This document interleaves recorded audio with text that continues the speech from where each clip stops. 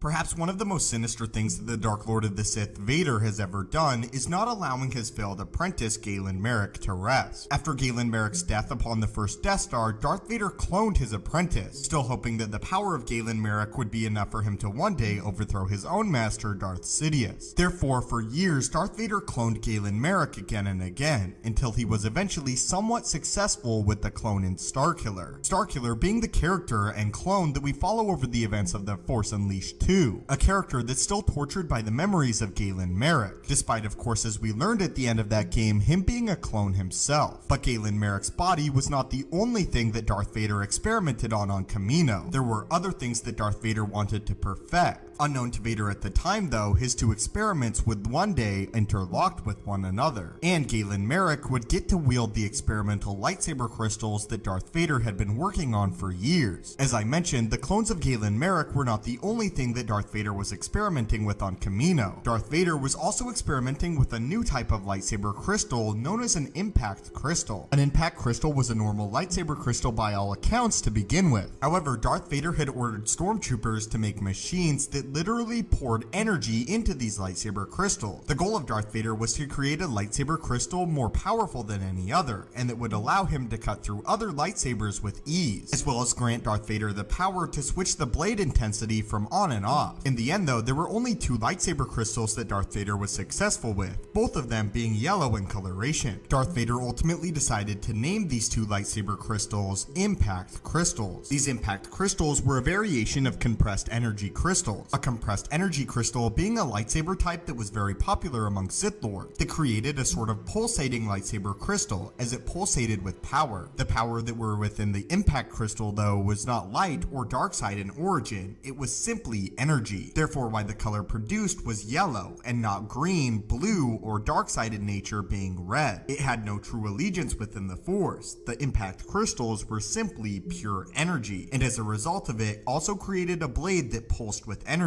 It is described that the impact lightsaber crystals were far more precise than any lightsaber that Darth Vader had used previously. However, unfortunately, Darth Vader would never get to wield these twin lightsabers in combat, as instead the rogue clone Starkiller would eventually break free and come across these two impact lightsaber crystals, ultimately choosing to take them for his own and place them within his lightsabers. This was one of many reasons why Darth Vader would grow to fear the clone of Starkiller, as he himself was unstable in energy and nature within the Force, and along with this untamed energy had two lightsaber crystals that Darth Vader considered to be some of the most powerful crystals in all of Star Wars. The clone of Galen Marek, Starkiller, would do a lot of damage with these two lightsaber blades. However, their ultimate fate would be unknown, as Darth Vader did not see them in use when he attacked Starkiller again on Kamino, meaning unfortunately for Vader, he would never get to reacquire his impact lightsaber crystals, although he would still seek them out. But that is everything we know about the yellow impact lightsaber crystals used predominantly by the Starkiller clone, and how Darth Vader had developed these lightsaber crystals in use for his own lightsaber. But of course they were ultimately stolen from him and Darth Vader would never see them again. But what are your guys' thoughts on the yellow impact lightsaber crystal, and had you ever heard of this lightsaber crystal before this video? I also want to hear your thoughts on the Starkiller Galen Marek story overall, and what are your opinions on it? And do you think not allowing Galen Marek to rest is one of the darkest things in all of Star Wars, as Darth Vader simply would not let his former apprentice die? Anyway, my friends, thank you guys so much for watching this video. May the Force be with you,